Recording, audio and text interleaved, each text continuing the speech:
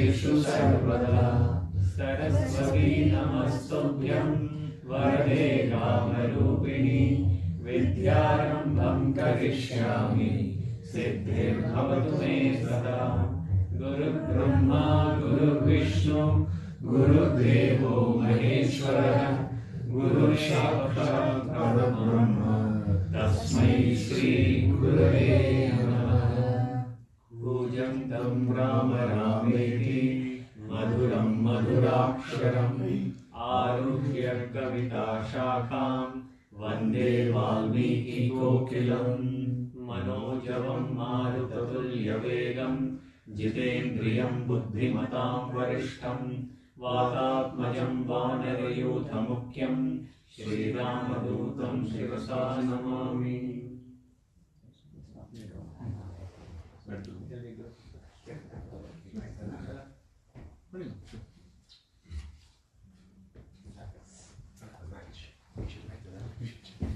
Last week was We have also the Valmiki match box here. Jayanti. I think so. So on the eve of Valmiki Jayanti, the communities, the tribal communities, were celebrating, observing this Valmiki Jayanti apparently. So, Shri Guru Bhyo Namaha, Hari Om, Jai Shri Ram. So, last week what we discussed was about Sugriva marshalling his Vanara army around Kishkinda, and there the numbers ran to millions and millions and millions with different species of monkey, because the Vanara Rajdhani, that is globe over, that is world over, is all under the kingdom, it is all under the command of Sugriva. So they all have assembled, nobody is there elsewhere. Different species with different natures, different colors, different capabilities, different qualities, with their own commanders in chief, different battalions.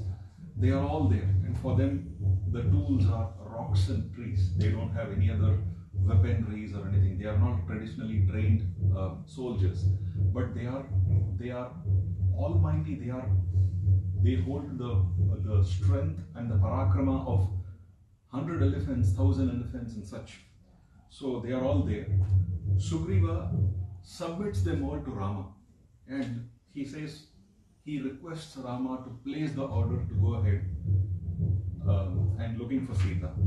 And Rama says, Sugriva, you are the commander, you are the head. So we should first go out in search of Sita and then find out where she is, and then to retrieve her, to redeem her, we have to go with all the military might. So that is where Sugriva then convenes 4 groups. He divides the entire Sena into 4 groups, and he calls upon the first group. And this first group, Valmiki goes about to a very detailed description of what these 4 groups are being instructed to. Sugriva is going to be sending them towards all 4 directions, looking for Sita. So Sugriva falls upon the first group. It is headed by a Vanara by name Vinata. Vinata apparently is also the name of Garuda's mother. She is the eagle. So this Vanara is also Vanara by name Vinata. He says, he starts instructing him to go take his battalion of Vanaras towards the east direction. And he starts giving him all the details of what all he has to, where all he has to go towards. And he says, go towards the east. In the east from Kishkinda, you will have all these rivers. You will be crossing these rivers: Ganga, Sarayu, Kaushiki, Yamuna, and the Shona, the river Shona. You will be crossing a lot of these Desha Pradeshas, which are the Videhas, Kashi, Kosala, Anga, Vanga, Kalinga. All these are the Pradeshas to the east of Kishkinda. Go towards there, explore, and you have these big villages such as Pundra and Vanga. Get into them, get into those forests. There are certain forests which are very rich in ores. There are very rich silver mines in some of these forests. Go through them. You will reach a mountain called Mountain Mandara, and that Mountain Mandara has a specific species of humans. They are all humans. They are all called as Naravyagras, but the tiger among men. They all walk with a single foot. They don't have ears. They have lips on their ears, and they are all man-eaters. Be careful. So Sugriva is also giving them the details of where all they have to be careful, where they can stay, which place is good for them to have their food, where they can get water. So he is giving them every other detail to Vinatha, the head of the East Command. And once you cross the mountain Mandara, where you have these species, the Naravyagras, then you will reach an island called Yavadvipa. Then in that Yavadvipa, you have different types of, he describes also the types of trees and shrubs and the crops that grow over there. And you will then reach a certain stream where the water runs in red. Each of the rivers have their own waters. The waters of each of the rivers have their own color.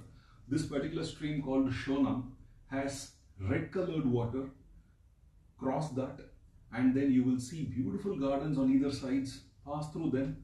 Finally you will reach a sea which would be quite intimidating for you to see.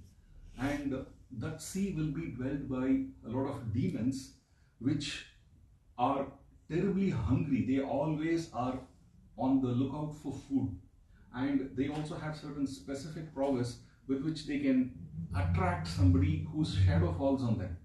So they have all been empowered by Brahma. So they are all the species within the Brahma's creation. So watch out. Once you cross those sea, you will then reach another sea called the Lohita Sagara. And that Lohita Sagara, there is a huge tree called Kutashalmali. Then that Kutashalmali is the abode of Garuda, the Vainateya. Possibly that is where Vinatha comes in. I don't know the correlation. That is the abode of Vainateya. And that is where these very horrible Rakshasas called Mandehas live. So the nature of these Mandehas, they don't come out during the day, because the day is the time when the Vedic mantras are being chanted by rishis and they are very aversive to them. So they go dwell inside of the waters, and during night they come out. And when they come out, like a bat, they hang upside down and they keep feeding on all the species that come their way. So be careful there. And that way, once you cross the Lohita Sagara, then you will reach a sea called Kshiroda. And once you cross that particular sea called Kshiroda, that is where you will see the mountain called Rishabhachala. And in that particular mountain of Rishabhachala is again where the Yakshas and the Kinnaras, they all come over to have their sportings. It is like a hill destination for them. So you cross that Kshiroda, and finally you then reach the next Sagara, which is called as the Jaloda Sagara. That Jaloda Sagara is where you will get to see the Bhattabagni. Bhattabagni is like a volcanic, it's an active volcano. So it keeps spitting out fire, and it's like it is seen underneath the sea. So in our Avanyavatam Tarpanam as well, there is one of the Deva Tarpanams where we say Bhattabas Tripyatu, which is, it is considered to be extremely dangerous. You cannot even think of getting near that, and it could be able to turn into ash anything that gets closer to that. It's nothing but the volcanic lava that comes out of that, keeps erupting. It's extremely aggressive and ferocious.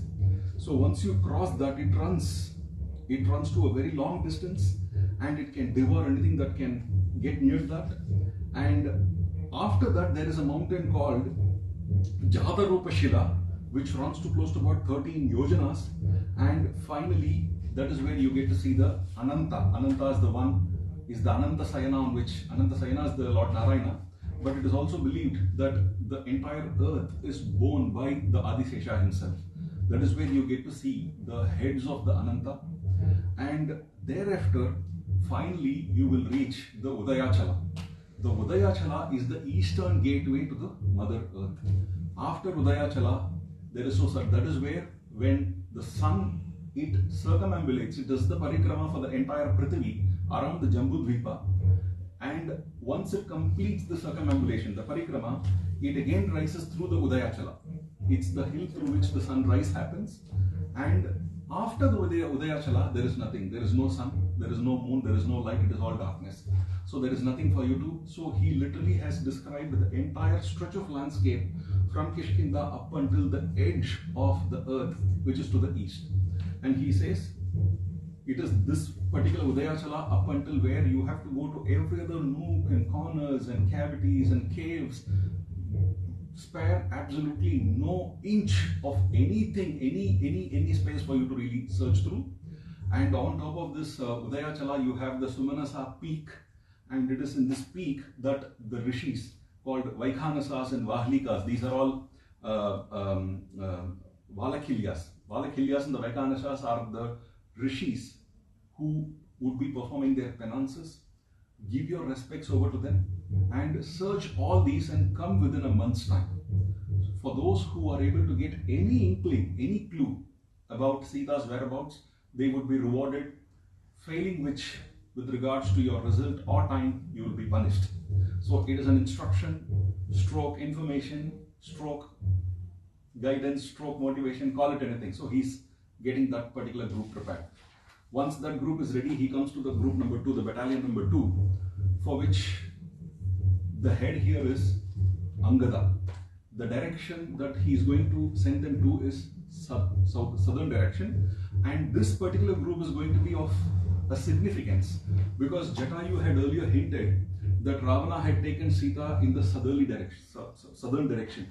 So Sugriva is quite particular in ensuring that this particular team is staffed with the best of the elite Vanara soldiers, and it is headed by none other than Vali's son Angada, and he is having Hanuman, Jambavan, Nala, Neela, Gaja, Gavaksha, Gavaya, Rishabha, Gandhamadana, Mainda, Dvivida, all these who's who of the Vanara Sena, they are all there in this particular group. So he calls upon Angada and he says, go towards the south. First you will cross the Vindhya region. Then once you cross the Vindhya region, you will reach the Narmada river. Narmada river is again an abode of Nagas. It's not the Naga Loka is going to come later, but Narmada is again where all these wrathful, poisonous, venomous snakes they dwell. And once you cross that, you cross various other rivers like Godavari, Krishna, Varada, and so on and so forth. And then you would be reaching the regions. You would be crossing these regions like Meghala, Utkala, Dashara, Avanti, Vidarbha, and so on and so on and so on and so forth. You would then get into the forest, Dandaka forest. You have to pass through these forests. You will then go further south. You will cross the Pradeshas such as Andhra, Pundra, Chola, Pandya, Kerala, all these Pradeshas you will be crossing. You will be crossing this very dangerous mountain called Ayomukha Parvata. You will then reach he specifically mentions about a tranquility of the river Kaveri. You will reach the Kaveri where you still see the purest of the waters, and on top of the Malaya Parvata there, you will have Agastya dwelling, doing his tapas. Convey your salutations to him, because he is trying to keep alert this army, saying that when you pass through these great sages, you cannot, of course, you're going there Rama Kainkaryartham, so everybody, they are going to respect you for that. But that doesn't mean that you cannot salute somebody who's worth of your respect. So, because we have seen many stories where, for example, Indradyumna is a Maharaja who passes through the forest. There is a certain sage, Agastya, he doesn't pay respects to him, and then he curses him to become an elephant. So we see many such stories. So Sugriva is trying to make sure that the Vanaras are getting sensitized in ensuring that they pay the proper obeisances to all these sages. And once you cross the Malaya Parvata, after saluting the Agastya, you then will reach Tamraparni, and cross that you will be in the Pandya region. You will see, don't get carried away by the beauty of the Pandya region. It is all, every other house would be studded with pearls, and this is there in our Sangha Ilakyam in Tamil as well, where it is said that the Pandya region is where the pearls, it's like the production of pearls is very high. All these things Sugriva is telling the southern battalion here. And finally, after you cross all these, you finally will reach the Mahendra Parvata.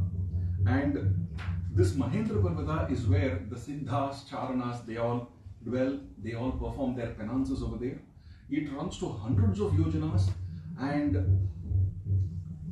after the Mahendra Parvata, you have a Samudra that goes for 100 yojanas. You have to somehow cross that. You have to find a way to cross that, and that is where you will reach Lanka. And this Lanka is ruled by none other than the Ravana, the target of all our quest. Now we don't know if Ravana is going to have Sita hidden over there, because a thief who steals a certain property, it's not necessary that he hides them in his place of living. He might be hiding it anywhere. So don't get carried away, but you certainly have to pay special attention when you search through Lanka. And after that, he doesn't stop over there. There is also further to the Lanka, go southwards, there is a very notorious Rakshasi called Angaraka. You have to somehow cross through her, because she again has this prowess to attract anything that passes through her by simply just capturing the shadows. And keep searching. Finally, you will reach a certain mountain called Pushpitaka, which again runs, which is a very long range of mountain. Keep going, and finally you will reach another range of mountain called Suryavan, and then another range of mountain called Vaidhyuta. So that Vaidhyuta is where you have all your the tasty fruit-bearing trees and flowers. You can satiate your hunger, so that is a good place for you to take a break. Then keep going further. Finally, you will reach a mountain called Kunjara, which is the abode of Agastya. That is where Vishwakarma has built an abode for Agastya. And after that, you reach the city called Bhogavati, which is the Nagaloka. Bhogavati is where all the Nagas, they live. It is ruled by the Naga king called Vasuki. Vasuki is again the Naga king who is used during the Amrita Mathana. So cross that, and finally you will reach the Rishabhachala. Rishabhachala is the southern gate to this earth. After Rishabhachala, it is the Yamaloka. There is nothing left for you to search. Again, I am repeating the same instruction to you guys. In this, all these regions that I have told you or I have not told you, within this particular stretch, it is your duty to go through every other. You don't spare a millimeter from your search activities. That's there he gets the second team ready. He then turns to the third team, which is led by his own father-in-law by the virtue of being Tara's father, because Tara is now a wife of Sugriva. His name is Sushena, and Sushena is considered to be a person with a very high intellect. Tara herself is a great intellect, inherited all this intelligence is inherited from her father. So he prostrates, Sugriva prostrates before Sushena, and he has the respect. So this is where the character-wise you will get to see the difference between Vali and Sugriva. He prostrates before Sushena, and rather than telling, like he told Vinata or like he told Angada, rather than directly telling Sushena, you have to do this and do that and so on, Sugriva directly starts addressing the group here, the group of Vanaras, and he starts guiding the Vanaras to do what they have to be doing. He says, go westerly. In the westerly direction, you will pass through these Pradeshas, which is Saurashtra, Bahlika, Bhima. These are some of the westerly Pradeshams that you will pass through from Kishkinda. Then you will reach a lot of such hills. You will finally then reach the deserts. And further you go towards west, you will reach the Western Sea. And in the Western Sea, you will be passing through these different forests like Murachi Patana. Valmiki gives a list of all these. I'm just doing a very quick skim through of these details. Geographical description. Yeah, that's what I was wondering. The first one, when you said east, you were actually covering that side of India, Exactly. and southern here, and then yahan pe Rajasthan. Are you doing like me? Thank you, that was exactly my question. I was thinking of the same thing, but one thing is the east and west was twisted here. I think it is somewhere in the little towards Hampi region. the Deccan, north of Deccan is how. Okay. Little So because towards- with the way you describe, I could visualize that eastern is exactly the same. Yeah. So yeah, that's where the Kishkinda sort of is located. Wow, yes. It can be Fantastic, purported. isn't Will it? there be a sorry? I know We can try. There are some people there are some researchers who have worked out the map. Okay. We'll see if we are able to get hold of those details. I think it will be very good for us to It will be picturize. quite an interesting. It's just astonishing, right? It's Indeed. astonishing. Indeed. Really. Because at that time, if the person Valmiki had written all these things with such great description, explaining all the terrain, explaining all the availability of fruits and vegetables and the beautiful mountains and seas and everything, all the names of the seas which you told, I can't remember for God's name, I can't remember any of the names. But if there is a significance like, acha, this was Bay of Bengal. This was Indian Ocean. This was that sea. This Yeah, Pacific it'd be Ocean. good to It'll be know that. really easy. for us Kaveri to River, connect. all of this. Yes. That would be very good. Indeed. Because they do say that the maps themselves have evolved, right? We know that even like through geography, they say Geography, correct. when what was used to be part of India separated, became a separate That's true. continent, etc. So those things are anyway there, but this is, as you said, such historical 4,000 time. years ago. It gives us a They sense didn't of have any technology. yeah. At least we assume that they did not have so much technology advancement over there that time. We assume. Perhaps That they is why have more. Valmiki also says that the yantra samskara that was available then is not Not comparable matched. to what we have now. Exactly. That doesn't mean that we are advanced and they were less Yeah, I advanced. It think could they also are mean more that they were advanced, advanced and we are exactly. less Yeah, advanced. I feel that way So- now. They are more advanced Yeah, than us. looking at the architect, temples and all those things, the carvings, everything. I don't think we have still managed to get that precision. I think when you're talking about LCDs, liquid crystal displays, probably they were seeing the scenes playing in a liquid water. Okay. That is true. That is true.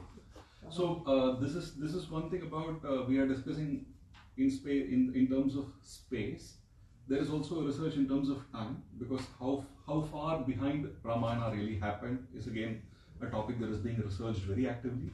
Which, because if you go through the Treta Yuga, so how many years should have passed, and what are all the possible geological changes that should have happened in terms of the continental drifts and seismic changes and this, that, and everything. So what is now may have been slightly different from what was then, and so on and so forth. So it would be quite interesting for us to put this on a tapestry and sort of visualize for ourselves how that would really look like. Yeah. Very nice. Yeah, thank you. So now here he comes to the 3rd battalion, which he's going to send westwards, and this is a battalion that is led by Sushena, and directly Sugriva is talking to the group of Vanaras, and he talks about crossing all these pradeshas, and finally you will be reaching the Western Sea. Western Sea is a place where you have to be quite careful, because that is the abode of very dangerous sharks and crocodiles, and there you will reach a mountain called Hemagiri, and Hemagiri is a mountain where the Sindhu drains into the sea, and there are some very unique sea creatures, lions which can fly, and then they go into the waters, they feed upon they hunt the fishes, they are almost like amphibian creatures.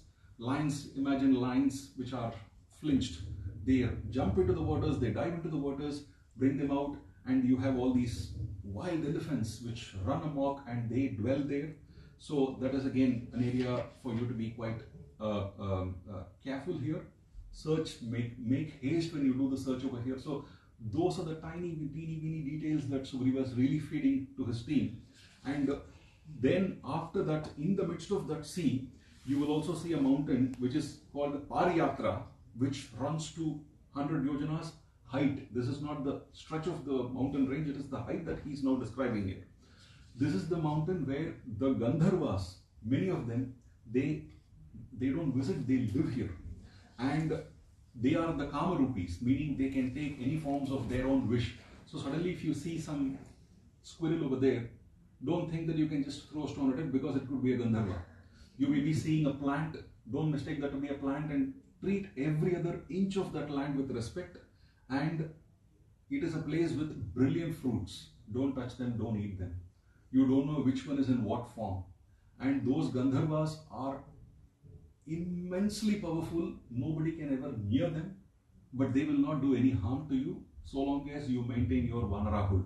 Meaning, what he is trying to say here, I understand, is don't try to do anything consciously wrong. Just try to be careful in that space. Without a guidance, people can get into trouble. So Sugriva is precisely giving these guidance to cross that particular area. And then finally, you will then reach, after you cross this area, you will reach a place called Vajra Parvata. And that Vajra Parvata, as the name suggests, it is as hard, as strong as a diamond. It also glitters like a diamond. You have to then cross that. You will reach the next mountain called Chakravakam.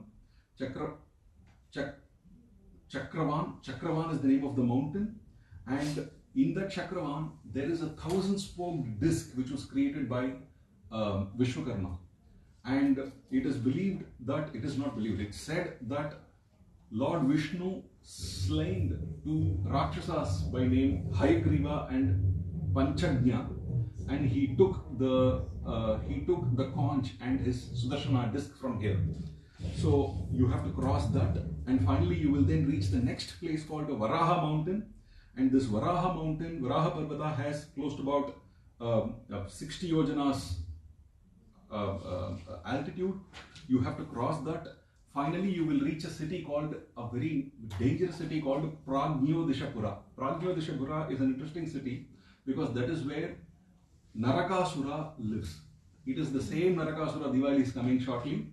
It is the same Narakasura who is also mentioned in the Bhagavatam, whom Krishna comes in over to kill. So he is still there, that he was not destined to be killed at the hands of Rama possibly. So he is going to be there. He says he is a very notorious Rakshasa, but do your searches without getting caught, and thereafter you will then cross subsequent mountain called Sarvasavarna, and then there is another mountain called Meghavan, and this Meghavan is that mountain where Indra himself was anointed as the head of the Devas, by the Ashtavasus. So finally, as you cross, you will see the mountain Meru. Now what is interesting over here is, Meru is always said as the mountain which is to the north. But here, Valmiki says, when Sugriva is explaining it, it is in the western region, meaning it's only for us to understand that Meru is not one mountain, it is a range. So there could be this range which extends itself, the flank of this range reaches all the way up until here, that when this team reaches over there, they are able to see the Meru. And after this Meru, you finally reach the Ashtachala, which is the westerly gate to the earth. And it is this Ashtachala where the sun sets. The Suryastama happens in Ashtachala, and this Ashtachala is also the abode for, it's not the abode, it's the place where Varuna comes and visits. And it has these beautiful plateaus, and in these plateaus, wonderful terraces have been constructed by Vishwakarma for Varuna. And it is also the place where the Rishi Meru Savarni, he resides over there. He does his pujas, he does his tapas and penances over there. You have to salute him, and you have to seek his counsel to expedite your search for Sita. And with that, you will be able to cover the entire stretch between Kishkinda and the western borders. And Sushena, my father-in-law and my mentor, will be leading you. You are all role models in yourself, but treat him as your leader. So he's given, none of the instructions are directly going to Sushena for the respect that he has towards. So these are the nuances which Valmiki doesn't come out and explicitly say, but it's as clear for us to see how well behaved he is really. Yeah. And then the final team, which has to be directed northwards, he comes to that team. This team is now, the leader to this team is one Shatavali. Shatavali is the name of the Vanara who is given the responsibility to lead the team that goes northwards. He says, northern direction is called as a Devabhumi. Devabhumi, it is, the moment you go northwards, you will see a lot of snow-capped mountains, and you have to cross them. And once you cross them, you will be passing through these places, the regions that are resided by the Mlechas and Pulindas and Surasenas.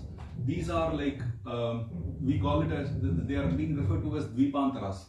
Dvipantaras meaning foreign lands. So the people residing over there do not come into the construct of the Varnashrama Dharma. They are not seen as people who are the same as the mainland civilization of this Aryavata Bharatavarsha Bhumi. So he refers to them to say, you will be passing through those lands. Search every other land. You will be passing through these exotic pradeshas of Kambhoja, Yavana, Shasas, and so on and so on and so forth. You will be passing through China. He called in Valmiki Ramayana, it is referred to as China.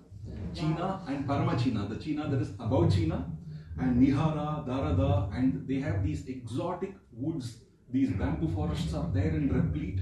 Lodhra woods, Devadaru woods, you have to pass through them. And finally you have the Somashrama, which is adorned by the Devas and the Gandharvas. There is a huge mountain over there called Kala, which has big peaks. It has a lot of caves, so you will have quite a heavy lifting to be done in terms of your search activities, because it's a huge mountain with a lot of caves, so obviously it means you have to do a bigger search for yourself. You have the Sudarshana mountain, which is golden in color.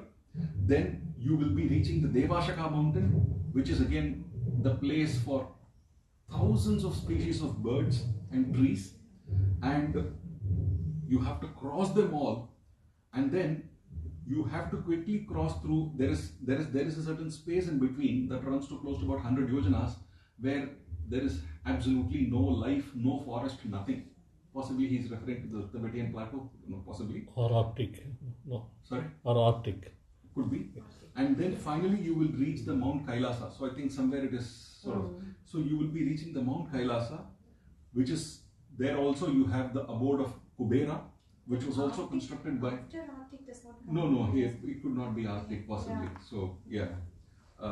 What we can do is possibly just look at the stories and then try to visualize how, because what we have now might be entirely not compatible to the details described here, because this is like this. It's global warming. This is an Arsha Grantha actually. This is really interesting, isn't it? Yeah, this is an Arsha Grantha which thanks to our ancestors who have preserved it, and I'm holding this Ramayana, Sri Ramayana, where the interpolations are so minimal and we are able to read the shlokas exactly as uttered and as written by Valmiki. So that is thanks to our civilization, our Sanatana Dharma. But again, it might be quite difficult for us to exactly relate the details as it is seen here with what we see in the contemporary world. So we will leave that for a subsequent research. I know the details are quite captivating. It is really captivating. So, but let's stick to the stories here. So finally, you will be reaching the Mount Kailasa. You will be seeing the abode of Kubera over there, and thereafter you will be reaching the Krauncha mountain. The Krauncha mountain is just not. Nobody can possibly cross that at all. It's extremely difficult. It's extremely almost impossible. Then you have the Manasa, the region of Manasa, and finally you will also reach the. You will also be seeing the Mainaka mountains. We are going to be seeing the Mainaka mountain in the what happens to a part of Mainaka mountain. We'll also be seeing that in Sundarakandam, and it is this place where Maya had Mayan is again. He is the Vishwakarma of Asuras.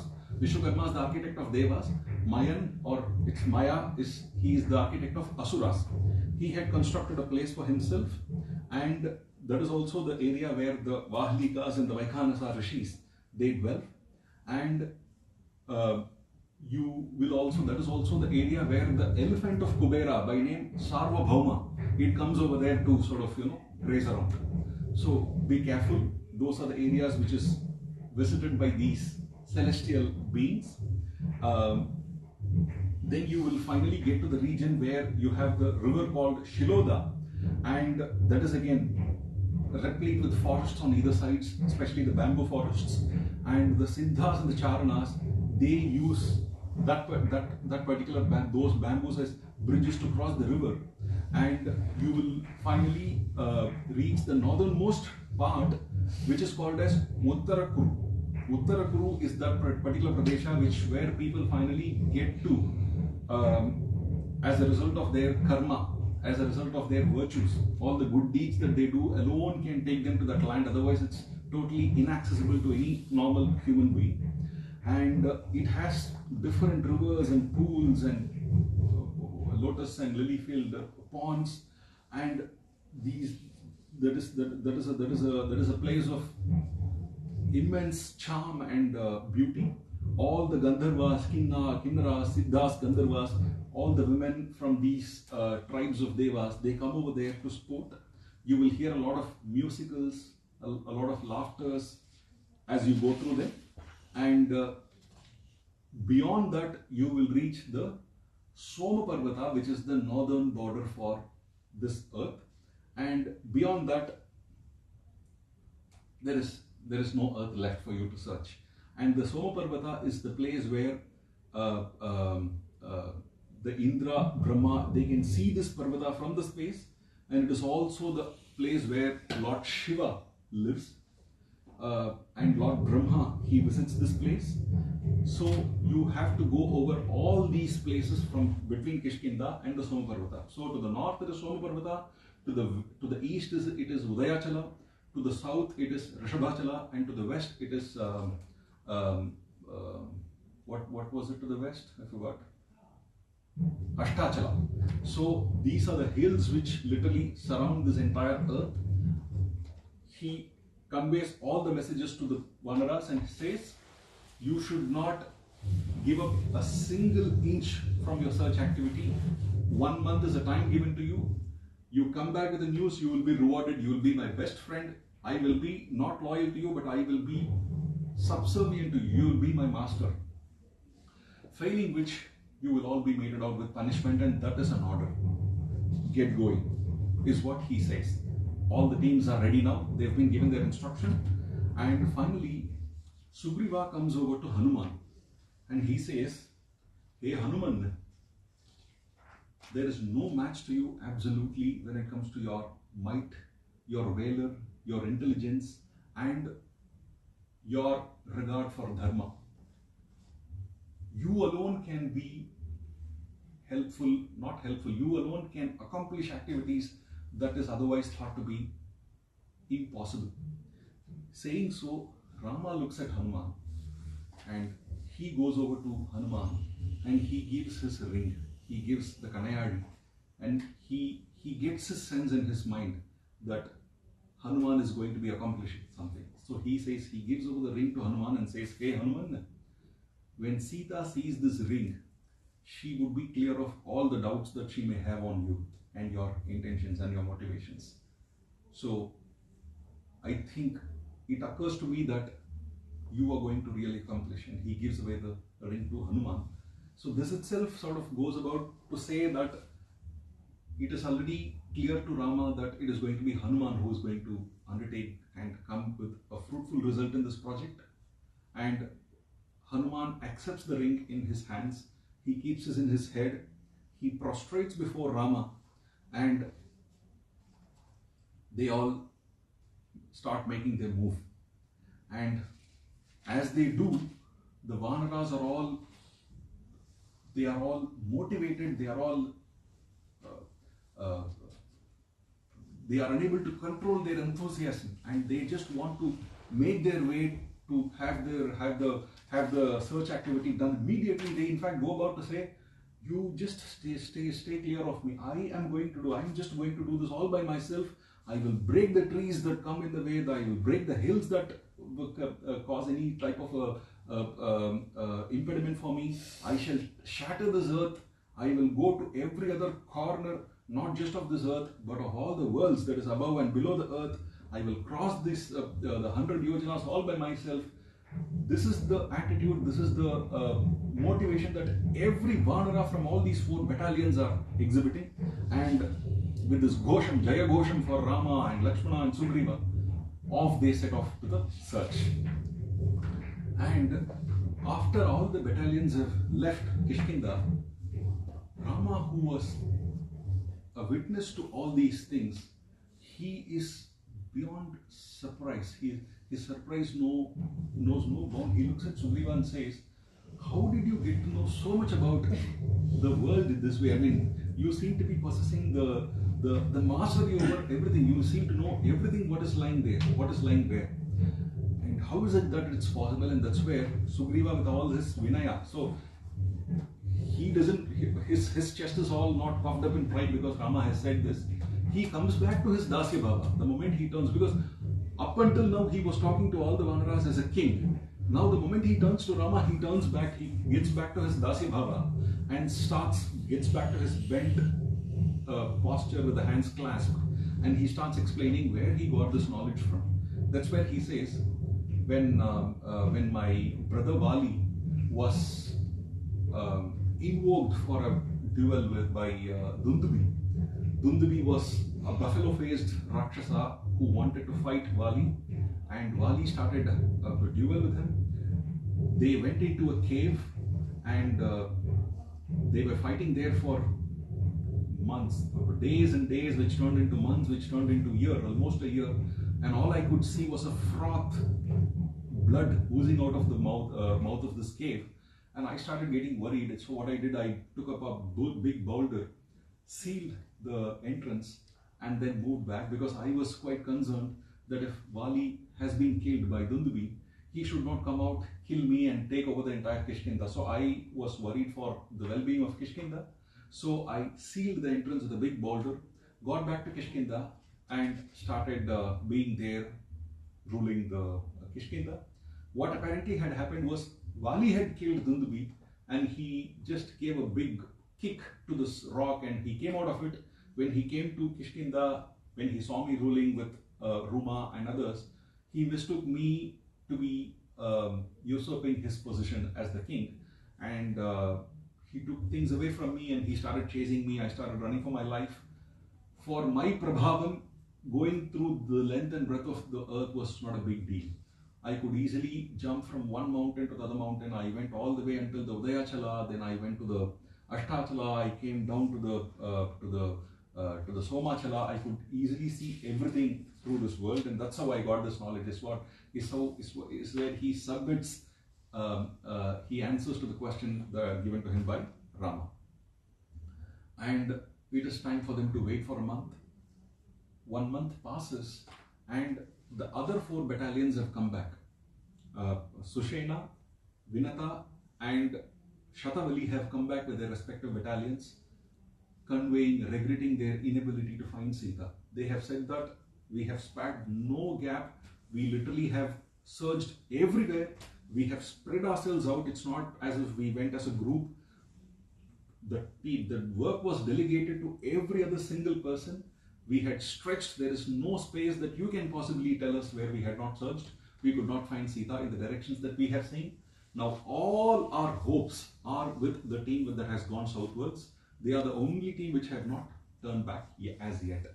So we really have to wait for them to come back and share what they have seen, is what they all submit. And what is happening with the team that has gone southwards, that is the reminder part of the story. Now I'm also keeping a watch on the time. It's 6. So I'm just wondering if I should continue, because there is a Swayamprabha Vrittantam, there is a Sampati, and finally there is a decision of who has to take the jump, and the Hanumat Prabhavam also. There are 3 things that are to be discussed as yet. Next class, Can we do that in the next class? One question. Yes. If Sugriva was so, I know Hanuman does the job. I'm not questioning that. But when you said Sugriva was capable of going all these places within a span of few minutes or hours, why didn't Sugriva take the task of finding it? So maybe you'll get the answer next week, because there is one thing that when the final question comes in terms of who has to jump, Angada says, I will do the jump, and Jambavan says, you are our squad leader. As a leader, you are not supposed to undertake, you are only supposed to give us the instruction. We are here to ensure, and he goes about, there are 5 to 6 slokas where Jambavan describes how a leader has to be treated by the army. So there is an answer to that. So as a king, he should not be undertaking that himself. He should get the Dasya, this thing, will he also not be a part of this? Should he not also be a part of it? Ultimately, still has a role. He's a king. He still is a king. He's got that role as well. He still is a king. So it is his own humility and modesty with which he submits himself as a dasa. But Rama treats him as a king. Rama says that when Sugriva says that this entire army and me, we are your servants, Rama turns back and says this entire army along with Rama, it is Sugrivarpanam. So that is how. And secondly, in the Yuddha Kandam also we are going to see that when Rama and Lakshmana, when they marshal their army after they have reached Lanka, they go for this Garuda Vyuham. They assemble the entire army, Vanara Sena, into a Garuda Vyuham. In that Garuda Vyuham, the Hanuman is kept as one flinch, Angada is kept as one other flinch, and these big Jambavan and Nala, Nila, Mainda, they are all the claws. All the other leading Vanras are the beaks. Rama and Lakshmana are the eyes, and Sugriva is the heart. So that is how they see Sugriva. So Sugriva still remains Sugriva remains the head of the. He's a king. There's no gainsaying that at all. He's a dasa to Rama.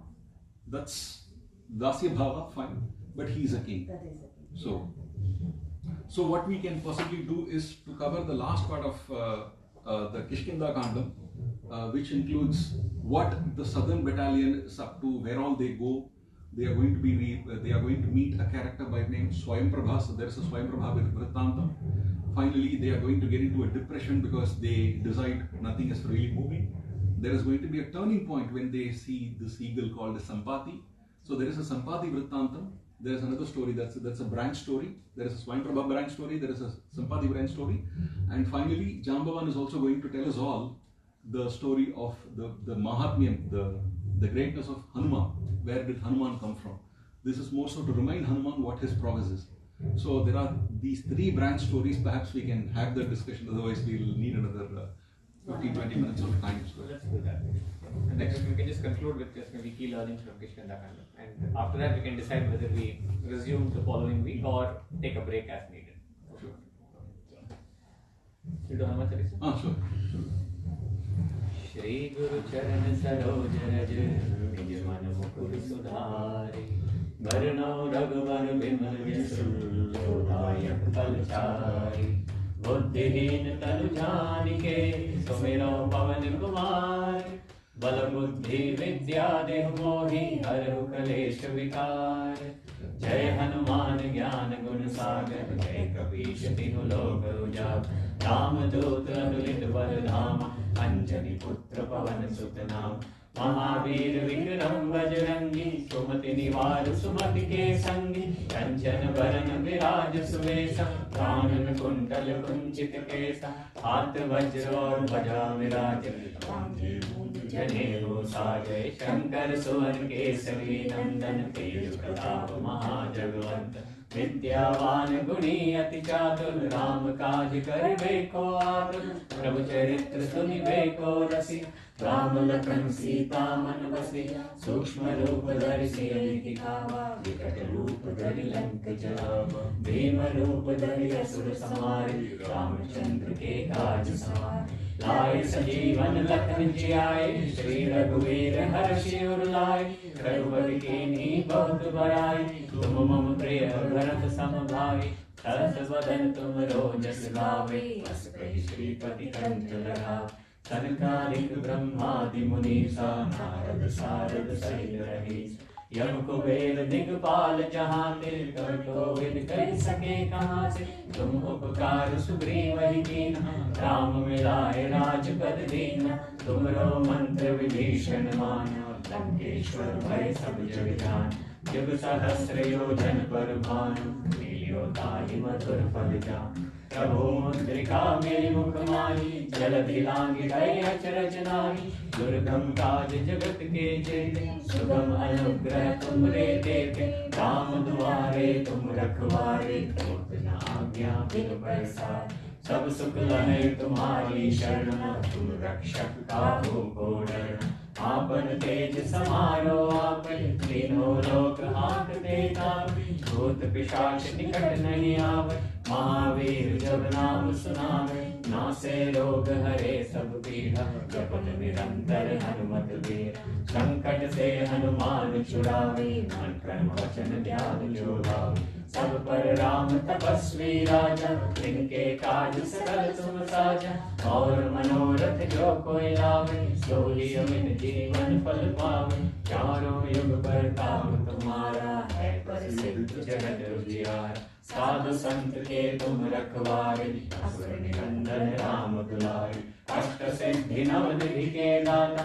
असबर दीन जानकी माता राम रसायन तुम्हारे पासा सदा रहो रघुपति के दासा तुमरे भजन राम को पावे जन्म जन्म के दुख बिसरावे अंत काल रघुवर पुर जाई जहाँ जन्म हरि भक्त कहाई और देवता चित्त न धरई हनुमत से ही सर्व सुख करई संकट कटे मिटे सब पीड़ा जो सुमिरै हनुमत बलबीरा जय जय जय हनुमान गोसाई कृपा करो गुरुदेव की नाई जो शत बार पाठ कर कोई छूटे बंदी महासुख हो जो यह पर हनुमान चालीसा होय सिद्धि साखी गौरीसा तुलसीदास सदा हरि तेरा की जय नाथ हृदय महडेरा पवन तनय संकट हरन मंगल मूर्ति रूप राम लखन सीता सहित हृदय बसु सुरभूप